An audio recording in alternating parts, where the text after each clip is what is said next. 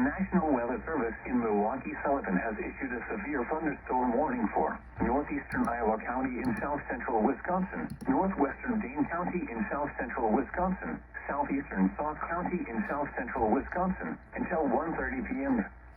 At 12:42 p.m., a severe thunderstorm was located 7 miles northeast of Spring Green, or 13 miles west of Sauk City, moving east at 30 miles an hour. Hazard, 60 miles an hour wind gusts and quarter-size hail. Source, radar indicated. Impact, hail damage to vehicles is expected. Expect wind damage to roofs, siding, and trees.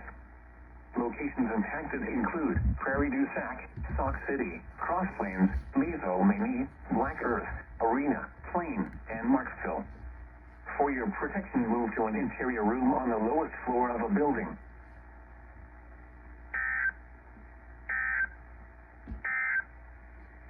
A severe thunderstorm warning remains in effect.